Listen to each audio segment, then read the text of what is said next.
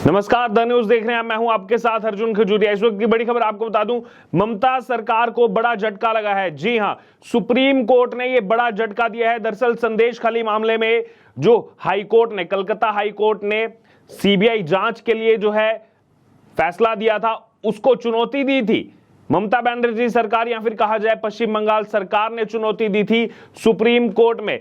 अब supreme court ने इस मामले में जो है ममता बनर्जी सरकार को बड़ा झटका दिया है और जो याचिका लगाई गई थी कि राहत दी जाए, यहां पर सीबीआई जांच ना हो, उसको रद्द कर दिया है। जी हां, और इसी के साथ आपको बता दें कई सारे सवाल भी उठाए गए हैं सुप्रीम कोर्ट में। दरअसल सुप्रीम कोर्ट में समर वेकेशन जो है वो खत्म हो चुके हैं और समर वेकेशन के बाद अब फिर से ताबड़तोड़ सुनवाई जो है अलग अलग मामलों की शुरू हो चुकी है, चाहे फिर वो नीट का मुद्दा हो, चाहे मनीष सिसोदिया की जमानत अर्जी हो, या फिर दिव्यांगों से जुड़ी कई याचिकाओं की आज सुप्रीम कोर्ट में सुनवाई है। इसी बीच सीजेआई जीवाई चंद्रचूड़ की बेंच भी आज से जो है मामलों को सुन रही है। वहीं संदेशखाली मामले पर आज सुप्रीम कोर्ट में सुनवाई हुई और यहां पर यह बड़ा झटका लगा ममता बनर्जी सरकार को। और साथ ही साथ केवल झटका नहीं लगा है, दरअसल आपको बता दें कि सुप्रीम कोर्ट ने जो है सवाल भी उठाए हैं ममता बनर्जी सरकार पर। जी हां, और कहा गया है कि किसी को बचाना है क्या। जी हां, बिल्कुल, याचिका पर सुप्रीम कोर्ट ने सवाल उठाया और पूछा कि राज्य सरकार को इस मामले में इतनी दिलचस्पी क्यों है। आखिरकार राज्य सरकार किसी को बचाना चाहती है क्या, यह सवाल उठाया गया है आज सुप्रीम कोर्ट के अंदर। क्योंकि इसमें सीबीआई जांच का जो आदेश दिया गया था कलकत्ता हाईकोर्ट की तरफ से, उसके बाद जिस हिसाब से डेस्परेट होके ममता बनर्जी सरकार सुप्रीम कोर्ट पहुंची कि नहीं, ये संदेशखाली मामले में जो है सीबीआई जांच नहीं होनी चाहिए, इस पर रोक लगा देनी चाहिए, सुप्रीम कोर्ट इस पर रोक लगा दे। तो वहीं अब सुप्रीम कोर्ट सवाल खड़े कर रही है कि खुद सरकार को एक व्यक्ति के लिए, जी हां, शाहजहां शेख, उस एक व्यक्ति के लिए जो है यहां पर याचिकाकर्ता बन करके आना पड़ रहा है। तो यहां पर कई सारे सवाल जो हैं वो विपक्ष पर भी उठ रहे हैं, जो इस पर पूरे तरीके से मौन धारण कर चुका है। जी हां, आपको बता दें, अगर बात हो राहुल गांधी की तो हाथरस हो जाते दिखे, अभी फिर से वो मणिपुर जा रहे हैं, लेकिन लोग लगातार सवाल उठा रहे हैं कि पश्चिम बंगाल क्यों नहीं जाते हैं राहुल गांधी। वहां पर जो इतने सारे मुद्दे निकल करके सामने आ रहे हैं और लॉ एंड जस्टिस की अगर बात की जाए, उसमें सीधे तौर पर देखा जा रहा है कि कानून व्यवस्था की धज्जियां पश्चिम बंगाल के अंदर लगातार उड़ाई जा रही हैं। खुद पश्चिम बंगाल कांग्रेस के नेता इस चीज को कहते हैं, लेकिन राहुल गांधी वहां जाते नहीं दिखते। बहरहाल, अब यहां पर अगर बात की जाए तो सवाल यहां पर यह जो उठाया गया कि आखिरकार सरकार किसको बचाना चाहती है, तो सब जानते हैं जो इसमें मुख्य आरोपी है शाहजहां शेख, कितने दिनों तक जो है पुलिस ने उसको नहीं पकड़ा और ये भी आरोप लगते हैं कि वो कहीं ना कहीं शासन प्रशासन की शय में ही जो है आगे पीछे घूम रहा था। और उसके बाद जैसे ही केंद्रीय जांच एजेंसियों को दिया गया ये मामला, वैसे ही शाहजहां शेख का इसमें अरेस्ट हो जाता है। लेकिन अभी जो ममता बनर्जी सरकार, जिनको लग रहा था कि सुप्रीम कोर्ट से कुछ ना कुछ राहत मिल जाए, लेकिन राहत नहीं मिली है। और इसी बीच आपको बता दें, सुप्रीम कोर्ट में पश्चिम बंगाल सरकार के वकील कौन है? वो वकील हैं अभिषेक मनु सिंघवी। जी हां, अभिषेक मनु सिंघवी। जहां भी ऐसे मामले होते हैं वहां अभिषेक मनु सिंघवी या फिर कपिल सिब्बल ही आगे नजर आते हैं। अभिषेक मनु सिंघवी ने यह भी कहा कि जो 43 एफआईआर हैं राशन घोटाले में दाखिल कर दी गई हैं, राजनीतिक वजहों से इसे बड़ा चढ़ाकर बताया जा रहा है। अब अभिषेक मनु सिंघवी जो ये सवाल उठा रहे हैं कि इसमें 43 एफआईआर कर दी गई हैं, इसको बड़ा चढ़ाकर बताया जा रहा है।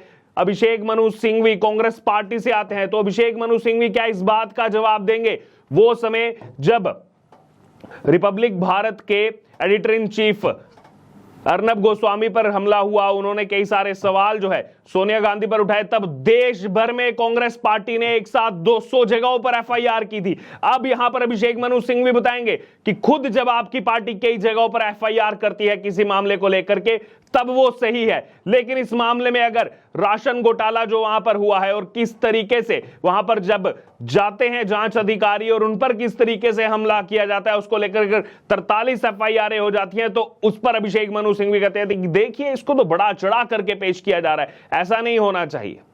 तो पहले खुद के गिरेबान में भी जांच करके देख लेना चाहिए अभिषेक मनु सिंघवी को कि आखिरकार कांग्रेस पार्टी क्या क्या करती है। बहरहाल, ये मामला केवल राशन घोटाले का नहीं है, यौन उत्पीड़न का मामला है, भूमि हड़पने का मामला है। और कलकत्ता हाईकोर्ट के आदेश को चुनौती देने वाली जो याचिका थी उसको सुप्रीम कोर्ट ने खारिज किया है। वहीं सुप्रीम कोर्ट ने 42 मामलों को सीबीआई को ट्रांसफर करने का जो यहां पर हाईकोर्ट का फैसला था उसको बरकरार रखा है। तो आपको बता दें, एक दो नहीं 42 ऐसे मामले हैं जो सीबीआई को ट्रांसफर करने का फैसला सुनाया गया था कलकत्ता हाईकोर्ट की तरफ से, उसको बरकरार रखा गया है। वहीं दूसरी तरफ आपको बता दें कि अभिषेक मनु सिंघवी वो ये चाह रहे हैं कि जो है ये 43 एफआईआर हो गई। और वहीं दूसरी तरफ सुप्रीम कोर्ट ने ममता सरकार से पूछा है कि राज्य सरकार किसी को बचाने की कोशिश आखिरकार क्यों कर रही है। तो ये बड़ा सवाल, बड़ा प्रश्न चिन्ह आज जो है वो ममता सरकार पर यहां पर जो है बनता है। वहीं आपको बता दें, सुप्रीम कोर्ट ने कहा कि कलकत्ता हाईकोर्ट की टिप्पणियों से जांच जो है वो प्रभावित नहीं होनी चाहिए। दरअसल इस मामले की सुनवाई करते हुए कलकत्ता हाईकोर्ट ने ममता सरकार को झटका देते हुए जो संदेश खाली केस की सीबीआई जांच करने का फैसला सुनाया था और कहा था कि जांच की निगरानी खुद कलकत्ता हाईकोर्ट करेगी। वहीं इस फैसले के खिलाफ ही जो है सुप्रीम कोर्ट पहुंच गई थी ममता बनर्जी सरकार। एक शाहजहां शेख को बचाने के लिए सुप्रीम कोर्ट पहुंच गई। तो आप ये कनेक्शन जो है वो सारा आप समझ सकते हैं। यहां पर विपक्ष जो बड़ी बड़ी बातें करता है, जो न्याय की बातें करता है, लेकिन यहां पर जब न्याय की बात आती है तो वो महिलाएं नजर नहीं आती, लेकिन वो शाहजहां शेख यहां पर नजर आता है, उसको किसी ना किसी तरीके बचाना है। अब ये मामला क्या है, इस मामले के बारे में थोड़ा सा बैकग्राउंड भी आपको बता दूं। सीबीआई दरअसल संदेश खाली में 5 जनवरी को ईडी अधिकारियों पर हुए हमले की जांच कर रही है। ईडी अधिकारी वहां पर पहुंचे थे। टीएमसी नेता शाहजहां शेख के घर जो है राशन घोटाले मामले में छापेमारी करने जो है ईडी अधिकारी वहां पर पहुंचे थे और जैसे पहुंचते हैं वहां पर हमला कर दिया जाता है ईडी अधिकारियों के ऊपर। और आरोप यह है कि शाहजहां शेख के इशारे पर ही जांच एजेंसी के अधिकारियों पर हमला किया गया था। शाहजहां और उसके साथियों पर महिलाओं के यौन उत्पीड़न और जमीन हड़पने के एक दो नहीं कई सारे जो है आरोप हैं। और विवाद बढ़ने पर टीएमसी जो है पहले तो शाहजहां शेख को क्लीन चिट दे दी थी एक हिसाब से, लेकिन बाद में जब मामला बढ़ता देखा तो निलंबन भी यहां पर किया गया था। बहरहाल अब यहां पर अगर बात की जाए तो ये मामला जो है पहले 29 अप्रैल को आया था, जब जस्टिस गवई ने जो है इस मामले में टिप्पणी की थी कि किसी निजी व्यक्ति के हितों की रक्षा के लिए राज्य को जो है याचिकाकर्ता के रूप में क्यों आना चाहिए, ये कहा गया था।